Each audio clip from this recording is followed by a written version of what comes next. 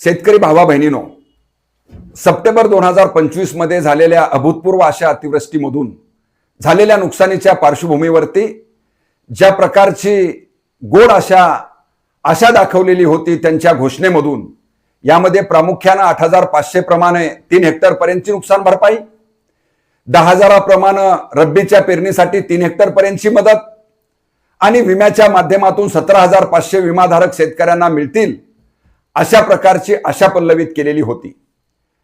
परंतु ज्या पद्धतीच्या बातम्या भारतीय आयुर्विमा कंपनीकडून आम्ही बघतोय आणि वाचतोय, यामधून ही बाब लक्षात आलेली आहे की सरकारने केलेल्या पहिल्या 2 घोषणेच्या संदर्भामध्ये तर फार मोठी निराशा शेतकऱ्यांची झालेली आहे। अशी घोषणा केल्याप्रमाणे कुठलीही 8,500 आणि 10,000ची मदत अद्यापही शेतकऱ्यांच्या खात्यावरती पडलेली नाही आहे। परंतु आशा होती ती 17,500 किमान आणि नुकसानीच्या प्रमाणामध्ये हजारो रुपयाचा पीक विमा आम्हाला मिळणार अशा प्रकारचं चित्र निर्माण झालेलं होतं। परंतु ज्या पद्धतीने मराठीतली प्रचलित म्हण आहे की माय मरावी परंतु आशा मरू नये, अशा प्रकारची परिस्थिती आज शेतकऱ्यांमध्ये निर्माण झालेली आहे। कारण भारतीय कृषी आयुर्विमा मंडळाने जे काही घोषणा केलेली आहे की 1,200 कोटी रुपयाचा विमा आम्ही शेतकऱ्यांना वितरित करतोय, परंतु ही वितरितची बातमी आणि ही 1,200 कोटीची बातमी पाहत असताना मराठवाड्यातल्या बीड, उस्मानाबाद आणि लातूर मधल्या शेतकऱ्यांना मात्र हा विमा मिळणार की नाही अशा प्रकारचा संभ्रम एकूण निर्माण झालेला होता। आणि म्हणून या पार्श्वभूमीवर जेव्हा किसान सभेने पोलखोल केली त्यावेळेस लक्षात आलेलं आहे की ज्या पद्धतीचा 25-26 साठी सुधारित पीक विमा योजना केंद्र आणि राज्य सरकारने भारतीय जनता पार्टीच्या स्वीकारलेली आहे, यामध्ये जे नियम आणि जे अवध आहेत या अवधांचा उपयोग या लुंबार्ड ICICI कंपनीने केला आणि पीक कापणी अहवाल फेटाळलेली आहेत आणि या शेतकऱ्यांना पीक विमा नाकारलेला आहे।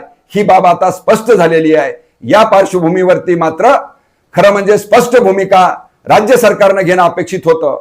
कृषी मंत्री असतील, कृषी आयुक्त असतील किंवा मुख्यमंत्री असतील यांनी येऊन सांगणं अपेक्षित आहे, परंतु त्यांच्याऐवजी भारतीय जनता पार्टीचे लोकप्रतिनिधी समोर येत आहेत आणि आणखीही स्पष्ट मांडणी न करता शेतकऱ्यांना पीक विमा मिळेल। आमचा सवाल यांना आहे की कुठल्या धर्तीवरती तुम्ही देणार आहेत?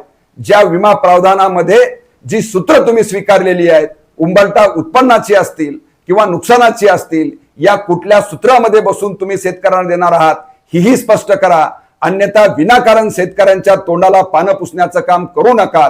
आपण केलेल्या घोषणेप्रमाणे 17,500 किमान आणि नुकसानीच्या प्रमाणातले हजारो रुपयाचा विमा मिळण्यासाठी आणि ज्या धर्तीवरती पुढल्या वर्षी कालच मुख्यमंत्री महोदयांनी आढावा बैठक घेऊन अल निनोच्या पार्श्वभूमीवरती ज्या पद्धतीची नैसर्गिक संकट येऊ घातलेलं आहे, या पार्श्वभूमीवरती सुद्धा ज्या पीक विम्याची योजनेची म्हणजे अंमलबजावणी केलेली आहे, जी पीक विमा योजना ज्यासाठी आलेली आहे, अशा नैसर्गिक आपत्तीच्या वेळी शेतकऱ्यांना मदत करण्यासाठी पूर्वीपासूनची जी काही ट्रिगर होती, जी पावसाचा खंड पडला, पेरणीला विलंब झाला, मध्येच पीक कापणीनंतर किंवा पीक उभा असताना सुद्धा जर अशा प्रकारचं नुकसान झालं तर 25% अग्रिम असेल किंवा त्या प्रमाणामध्ये नुकसान देण्याचं प्रावधान जे होतं ते परत समाविष्ट करा।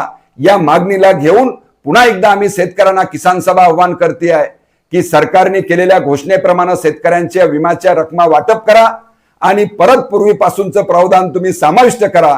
या मागण्याला घेऊन पुन्हा एकदा रस्त्यावरती शेतकरी येतील आणि शेतकरी धार्जिनी पीक विमा योजना अंमलबजावणीसाठी केंद्र आणि राज्य सरकारवरती दबाव टाकतील, एवढी अपेक्षा आम्ही शेतकऱ्यांकडून व्यक्त करतोय। धन्यवाद। इन्क्लाब जिंदाबाद।